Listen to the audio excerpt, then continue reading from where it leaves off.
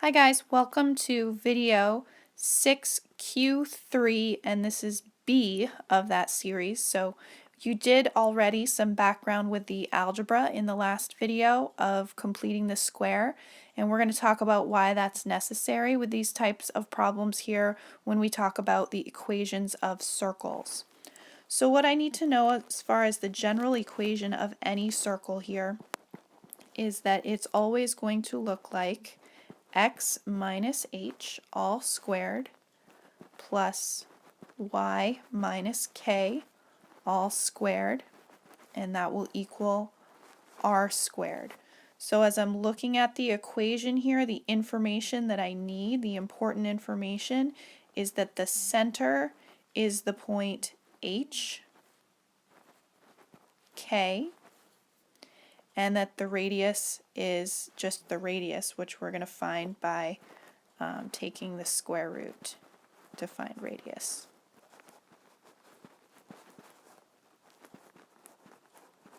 Okay, so we're just going to pull the h value out of the equation. We're going to pull the k value out of the equation once we get it in this form. This is what we call standard form for the equation of a circle.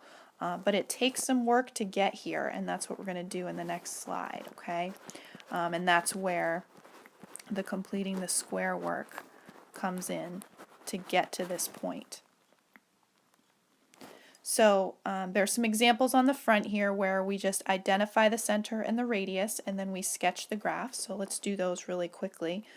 If you look at x minus h here squared being the same in number 1 as x minus 1 squared, I hope you can see pretty quickly that your hk, at least your h, has to simply just be positive 1. Okay? Now remember that the minus is part of the equation, so if there's a minus there, then h is actually positive. The opposite would be true as you're looking at y, when you have y plus 3, and if y plus 3 is equal to y minus k, then in this case our k is negative 3. So I'm going to start by plotting that point at 1, negative 3. I'll do my best here with this stylus. Forgive me if I'm a little off. I guess that's pretty good. And then we have to figure out our radius. Okay, so if we look at our radius spot, or actually our radius squared spot, if r squared is equal to 4, then my radius is 2. So at this point what we're going to do is we are going to kind of go 2 points north, south, east, and west, I like to say, because that's the radius. So there's my original center point. We're going to go 2 points above it, 2 points below it, 2 points to the right, and 2 points to the left. And then we're going to connect all of those with a circle. So that's generally what we're looking at as far as the equations of circles, you guys. What I want to look at is on the next page, which is more what you might see for a bonus question. And that's when the equation is not yet in general or standard form for the equation of a circle. So I'm just going to write that equation, kind of what our goal is. It's x minus h all squared plus y minus k all squared has to equal r squared. Remember, that's kind of our goal, where we're headed for this equation.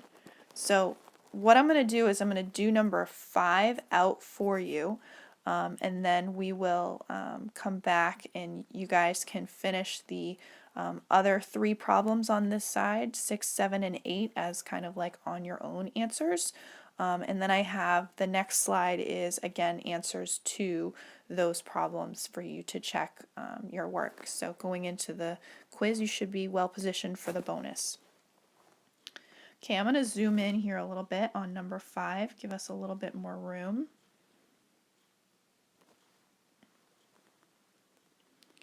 So on number 5, we need to get it to x minus h squared, y minus k squared. So the first thing I'm going to do is I'm going to rearrange some terms.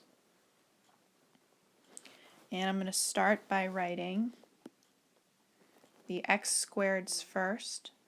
So I have x squared plus 4x that I can kind of put side by side there.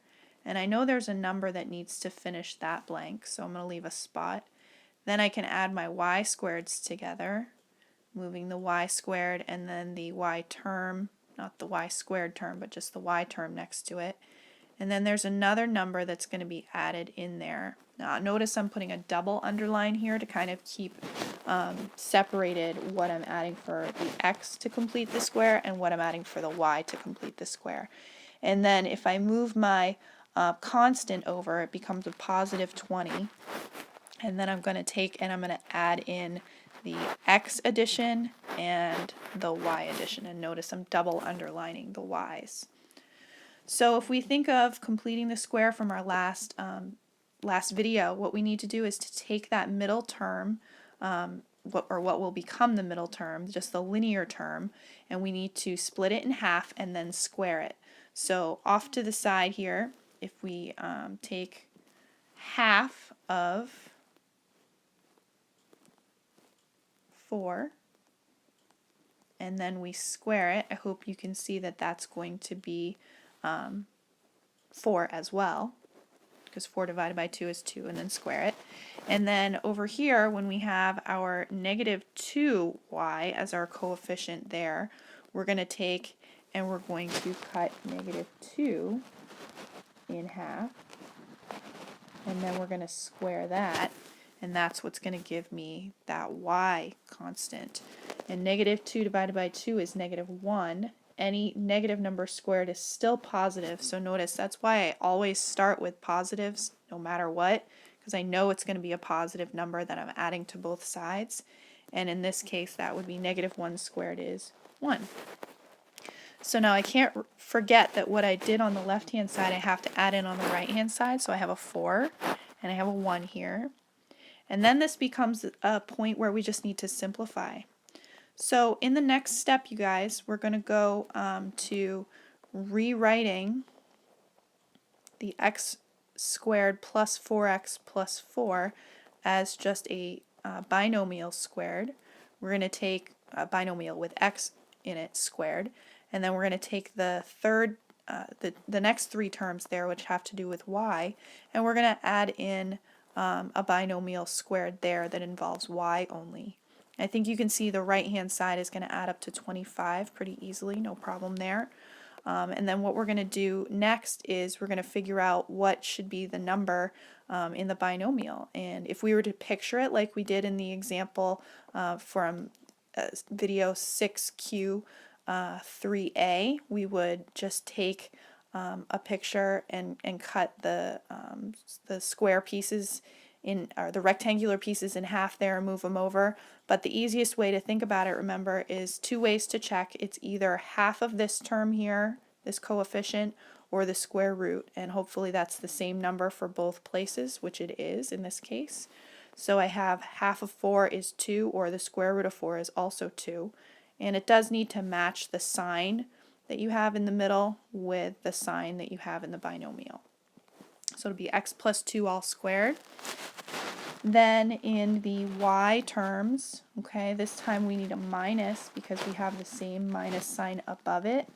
And then hopefully we're going to get, again, the same number no matter which way we check it, whether we do half of this middle term or square root of this constant term. Either way we should get a negative 1. Now what I'm going to do is I'm at a point where I can now determine the center and the radius. Hopefully you can get the center by pulling it right off the equation. The center should be negative 2 because remember we're looking at the original equation, remember, for the form that we need of our general form of a circle as x minus h all squared there. And so x plus 2 being x minus h means we have a negative 2 for x. And then we are going to, or for the h, we have a negative 2. And then we're going to find our y by comparing y minus 1 here with y minus k, which means that our k value is 1. So that's my center. and then my radius, if we think of r squared being the 25, we're going to get that r is 5. So as I sketch my picture here, I'm going to go to -2, +1 and put my center, and then I'm going to go north, south, east, and west of that particular point. So we're going to get 5 over to the right, to the east, if you will, is that point. 5 to the north above it is up here. 5 to the west is over here. And then 5 south of that center point should be right there. Oops, that's a little far. There's 5. I'll get rid of this one. And then I draw my circle through those 4 points.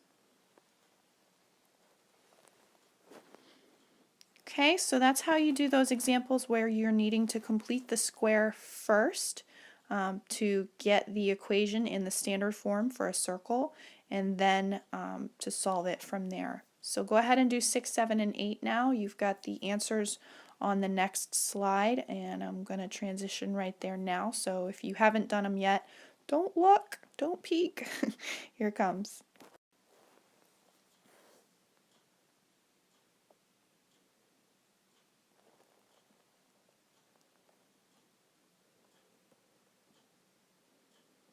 You guys don't need to worry about the rest of the problems, just work on 6 through 8. Thank you for extending your learning and giving yourself the opportunity to earn some bonus points. Have a great day.